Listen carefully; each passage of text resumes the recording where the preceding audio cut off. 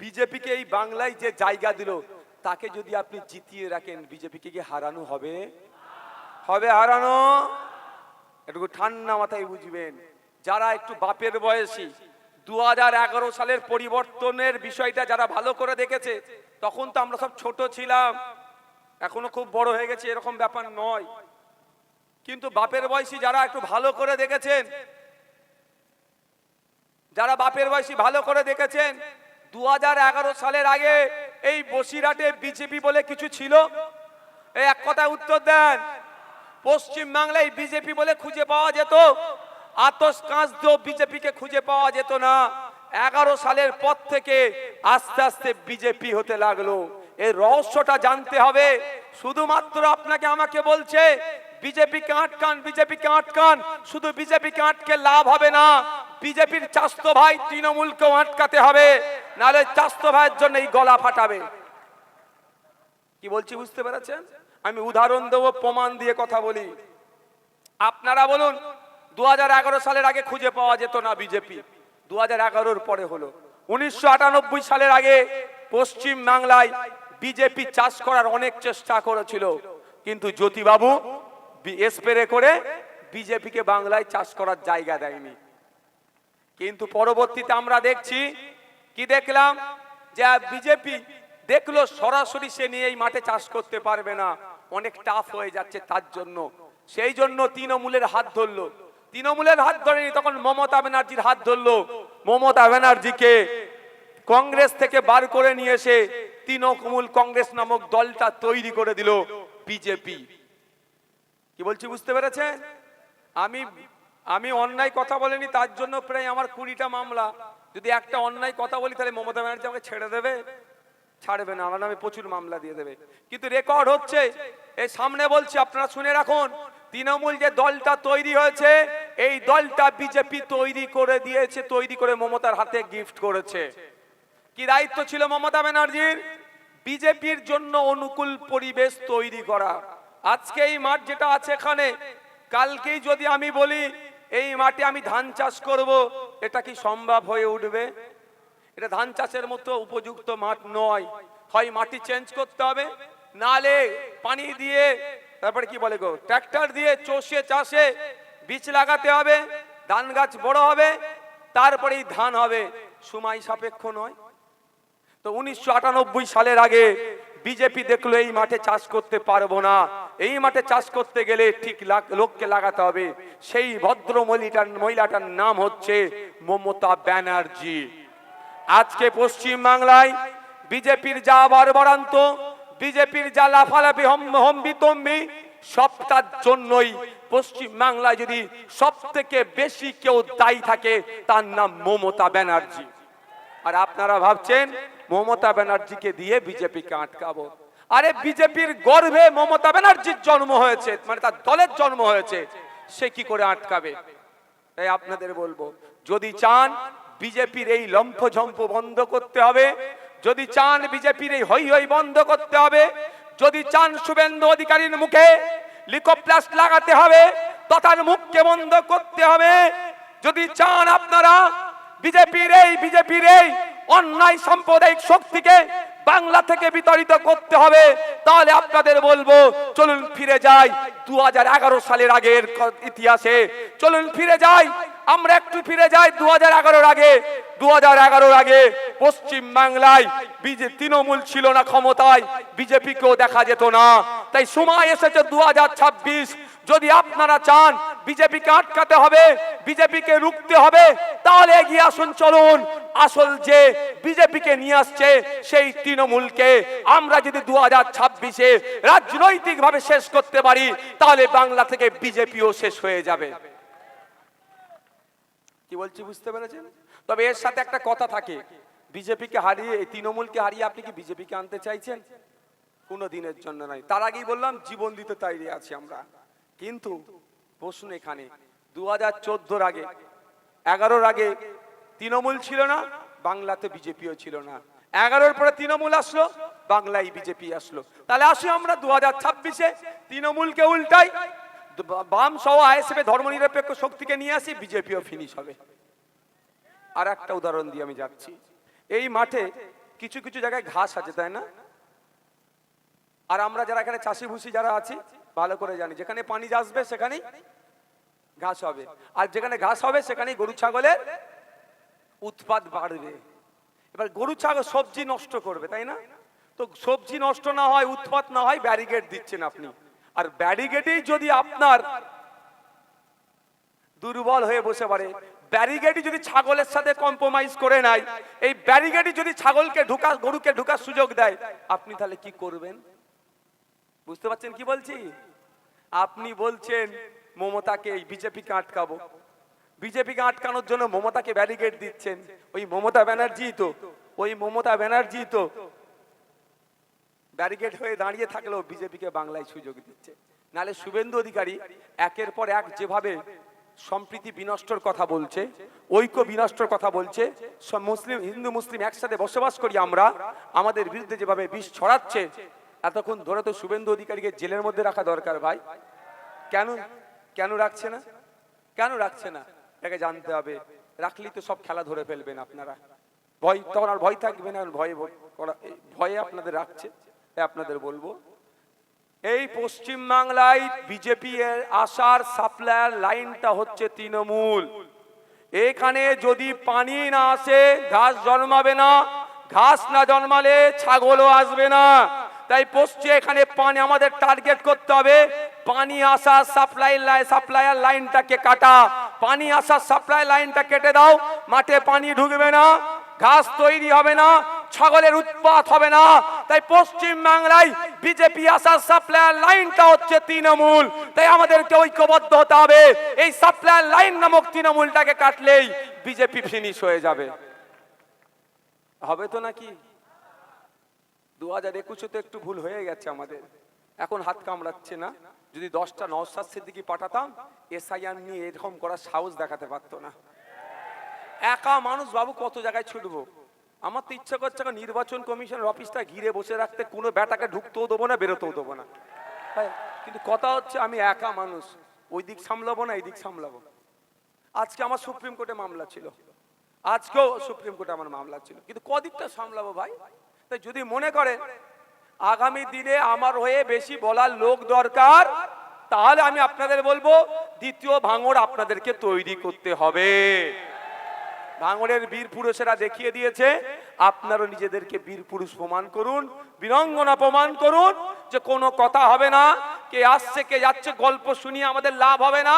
21-এ অনেক গল্প তোমরা শুনিয়েছো, আর সেই যে শুভেন্দু অধিকারী মাদ্রাসা মসজিদ নিয়ে মুসলমান সম্পর্কে কুভাষায় আক্রমণ করে, তুমি ডেকে তাকে চা খাওয়াচ্ছ, আর আমাদের ইফতারের সময় এসে হিজাব পরছো, ও নাটক আর হবে না। এবার আমরা মুসাকে বিধানসভায় পাঠাবো, মুসা আমাদের হয়ে লড়াই করবে, বুঝে নেবেন নওশাদ সিদ্দিকী ভাইজানের পাশে বসে। আপনাদের শুধু সহযোগিতা আমাদের লাগবে, ওটা কি? ভোট। আমি এসআইআর নিয়ে বলে শেষ করব। মমতা ব্যানার্জি কি বলেছিলেন? আমার লাশের ওপর এসআইআর হবে। হ্যাঁ, আমি তার দীর্ঘায়ু কামনা করি। আচ্ছা, কথা বলছে আজ থেকে 2 মাস আগের ফেসবুকের পোস্ট আমার দেখে নেবেন। ওয়াকাফ খেয়েছে, ওবিসি খেয়েছে, এসআইআর খাবে, এই বলে পোস্ট করেছিলাম, মিলিয়ে নেবেন। আজকে ওবিসি তো এসআইআরটাকে খেয়ে নিল। তো এসআইআরটাকে আজকে কোনো কথা নেই। অভিষেক বাবু কি বলেছিলেন? যে আমি একটা ভোটার ডিলিট হলে 1 লক্ষ মানুষ নিয়ে দিল্লি নির্বাচন অফিসের সামনে বসবো। দিল্লি নির্বাচন অফিসের সামনে তো দূরের কথা, হেলিকপ্টার চড়ে কর্পোরেট স্টাইলে পার্টি করে তিনি ভোটের প্রচার করছেন, তবে পিছন দিকের চেয়ারও ফাঁকা থেকে যাচ্ছে। শাসক থাকার পরেও, 15 বছর শাসকে থাকার পর এত তো কিছুই করবে না। আমাদের কি সেটা করতে হবে, জনগণ কি আমাদেরটা বুঝে নিতে হবে। বসিরহাটে 22,000-এর টোটাল আন্ডার অ্যাডজুডিকেশন কত ছিল? টোটাল আন্ডার অ্যাডজুডিকেশন ছিল 43,000। এখানেও আপনাদের বলছি, বসিরহাটও 43,000, ভাঙড়ে মাত্র 11,500। একটু বোঝার চেষ্টা করেন। ভাঙড়ের বিধায়কের নাম নওশাদ সিদ্দিকী, ওরা ভালো জানে, টেন্ডি বেন্ডি করলে ছেড়ে কথা বলবে না। কিন্তু বসিরহাটের বিধায়ক তো তৃণমূলের বিধায়ক। কোথায়? আচ্ছা, 1,14,000, ওটা তার ব্যক্তিগত ব্যাপার, আইন বহির্ভূত কাজ কিছু করেনি। ওটা নিয়ে ব্যক্তিগত নিয়ে আমি একদম আক্রমণে যাই না ভাই, আমি একদম ব্যক্তিগত আক্রমণে যাই না। আমরা রাজনৈতিক কথা বলবো, রাজনীতি করতেছি, রাজনৈতিক কথা বলবো। আপনাদের মানে আমাদেরকে এটা গুলিয়ে ফেলা হয়। মূল ফোকাসটা রাখতে হবে রাজনীতিতে, রাজনীতির মঞ্চ, রাজনীতিতে ফোকাস। সুজাপুরে 1,14,000-এর উপরে নাম আন্ডার অ্যাডজুডিকেশন। আমি ভাঙড়ের বলছি, ভাঙড়ের কত হচ্ছে 11,500 অ্যাডজুডিকেশন, কত বাদ পড়েছে আমাদের সেটা তদন্ত চলছে। আপনাদের বলি এখন করণীয় কি? করণীয় কি? সর্বপ্রথমে আমি আপনাদের বলবো, এটা শুধু আপনাকে হয়রানি করা হচ্ছে, হয়রানি করা হচ্ছে, আপনাকে পাজেল করা হচ্ছে। এই হয়রানি পাজেলটা কারা করছে? তৃণমূল বিজেপি মিলে। এবার আমাদেরকে শপথ নিতে হবে, যারা আমাদেরকে এই আতঙ্কের মধ্যে রেখেছে, এই যারা আমাদেরকে আতঙ্কের মধ্যে রেখেছে তার জবাব আমরা দেবো তো নাকি? 12টা রাজ্যে এসআইআর হচ্ছে ভাই, 12টা রাজ্যে। কোন জায়গায় শুনেছেন কোন রাজ্যে আন্ডার লজিক্যাল ডিসক্রিপেন্সি আছে, আন্ডার অ্যাডজুডিকেশন আছে? কোন রাজ্যে শুনিনি। কেন হলো? এই লজিক্যাল ডিসক্রিপেন্সি তৈরি হয়েছে মমতা ব্যানার্জির জন্য আমাদের রাজ্যে। এটা ক্যামেরাই হচ্ছে। মমতা ব্যানার্জি ফাঁদটা তৈরি করে দিয়েছে মমতার হাতে। এই যে 22,000 মতো ভোটার এখন আতঙ্কে আছে বসিরহাট উত্তরে, এর জন্য সব থেকে বেশি দায়ী যিনি, তার নাম হচ্ছে মমতা ব্যানার্জি। আমি আপনাদের বলবো আজকে মমতা ব্যানার্জিকে এসআইআর নেওয়ার কথা বলতে শোনা যায় না, কিন্তু নওশাদ সিদ্দিকী এখনো আপনাদের জন্য আইনি লড়াই লড়ে যাচ্ছে। আমি আপনাদের বলবো এর জবাব দিতে হবে। 250 কোটি টাকা দিয়ে মমতা ব্যানার্জি দ্রুততার সাথে এসআইআর যাতে হয় খরচ করেছে। 250 কোটি টাকা আপনার আমার ট্যাক্সের টাকা। 90,000 মতো অফিসার দিয়েছে এসআইআর করার জন্য, কিন্তু কম্পিউটার অপারেটর দিল না। কম্পিউটার অপারেটর দিলে লজিক্যাল ডিসক্রিপেন্সি আসতো না, লজিক্যাল ডিসক্রিপেন্সি না আসলে আন্ডার অ্যাডজুডিকেশন আসতো না, আন্ডার অ্যাডজুডিকেশন না আসলে আপনার আমার ডিলিট হয়েছে বা আতঙ্কিত থাকতাম না। সর্বপ্রথম ফিরে আসা যাক, মাত্র 1000 কম্পিউটার অপারেটর চেয়েছিল 3 থেকে 4 মাসের জন্য। 1 মাসে যদি খরচ হবে কন্ট্রাকচুয়াল যদি 10,000 করে হয় 1 কোটি টাকা, 4 মাসে 4 কোটি টাকা এক্সট্রা লাগতো। যেখানে মমতা ব্যানার্জি 90,000 অফিসার দিচ্ছেন, 250 কোটি টাকা এসআইআর করার জন্য দিচ্ছে, সেখানে মাত্র 1000 কম্পিউটার অপারেটর দিল না কেন? এই প্রশ্নটা নিজের বিবেককে করুন। বিজেপিকে ফাঁদটা তুলে দিল, সেখানে মাত্র আর 4 কোটি টাকা খরচ করলো না কেন? কারণ এটা যদি করতো সবার নাম ঠিক হয়ে যেত। সবার নাম ঠিক হয়ে গেলে এখন আর এসআইআর নিয়ে চর্চা হতো না।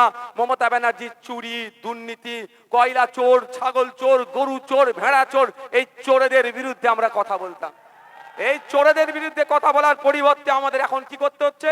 ভাইজান একটু বক্তব্য দেন এসআইআর নিয়ে কি হবে। বুঝতে পারছেন কি বলছি? কেমন করে সমস্যা হয়েছে জানেন?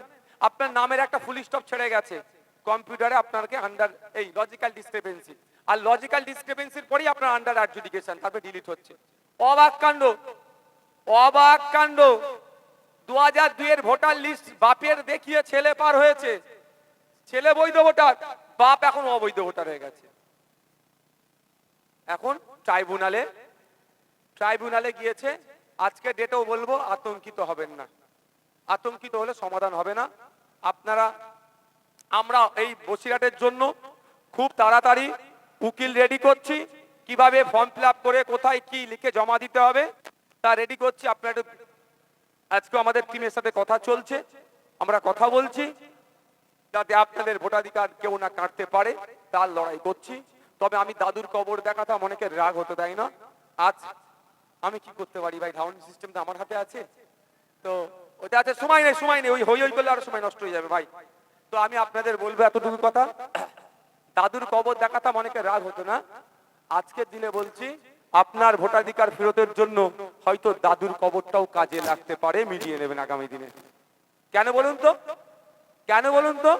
আপনার দাদুরা যে জায়গায় শুয়ে আছে সরকারি জায়গায়, এর আওয়াজ দেবেন, সরকারি জায়গায় আপনার দাদুরা যে কবরস্থানে শুয়ে আছে, কবরস্থানের কাগজ আছে না নাই?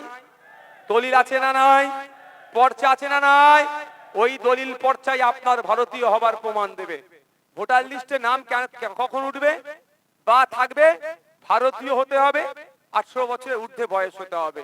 এই দুটো হচ্ছে সংবিধানের গণ্ডিতে বলা আছে, ভারতীয় 18 বছরের ঊর্ধ্বে। তো ভারতীয় কি ভারতীয় নয়, 1950 সালের আগের 1947 সালের আগের দলিল আপনার বাড়িতে আছে। এখানে যারা আমরা উপস্থিত হয়েছি গ্রামীণ বা গ্রামে যারা থাকি আমরা সব পদ দাদুর জায়গাতে আমরা বসবাস করছি। কাগজ না থাকলে তৃণমূলের তোলাবাজগুলো জমি মাফিয়াগুলো আপনার ঘরে আপনাকে থাকতে দিত? সে কাগজ আছে, ওইটাই হচ্ছে আগামী দিনের মানপত্র। তাই আপনাদের বলবো এখনো আতঙ্কিত হবেন না। আতঙ্কিত হলে সমস্যার সমাধান হয় না। এই রোগ আছে, এই রোগের সাথে আমাদেরকে লড়ে নিতে হবে। তাই আপনাদের বলবো আপনাদের এই লড়াইটা বৃত্তটা আরো বড় করতে হবে। তাই আগামী 29 এপ্রিল আসছে দিন, আগামী 29 এপ্রিল আসছে দিন কাম চিহ্ন ভোট দিয়ে মুসাকে বিধানসভার মধ্যে পাঠাবেন, এই আশা আপনাদের কাছে রাখতে পারি তো নাকি? ইনকলাব জিন্দাবাদ, ইনকলাব জিন্দাবাদ। মমতাকে বলে দিন, মমতাকে বলে দিন, অভিষেক বাবুকে বলে দিন, তৃণমূলকে বলে দিন, ভোট ভোট ভোট দেবেন কোনখানে? চিহ্নের মাঝখানে। ভোট ভোট ভোট দেবেন কোনখানে? চিহ্নের মাঝখানে। আগামী 29 এপ্রিল আসছে দিন, চিহ্নে ছাপ দিন। আগামী 29 এপ্রিল আসছে দিন, চিহ্নে ছাপ দিন। আগামী 29 এপ্রিল আসছে দিন। চিহ্নে ছাপ দিন। ওয়াকফ চোরেদের বলে দিন, দিল্লি গিয়ে ভোট দিন। রেশন চোরেদের বলে দিন, দিল্লি গিয়ে ভোট দিন। সম্প্রীতি বিনষ্টকারীদের বলে দিন, দিল্লি গিয়ে ভোট দিন। সাম্প্রদায়িক শক্তিদের বলে দিন, দিল্লি গিয়ে ভোট দিন। ইনকলাব জিন্দাবাদ। ইন্ডিয়ান সেকুলার ফ্রন্ট, জিন্দাবাদ। বসিরহাটের উত্তরের জনগণ, জিন্দাবাদ। ইনকলাব। জিন্দাবাদ। এই শিরায় শিরায় রক্ত, এই যারা শিরায় জয়েন শিরায় করবে, রক্ত। আজকে আরেকটা খবর বলি, আমাদের এখানে প্রচুর মানুষ এখানে নেতৃত্ব আছেন, তারা জয়েন করবেন শাসক দলের পক্ষ থেকে, তাদেরকে আমি মঞ্চে ডেকে নেব।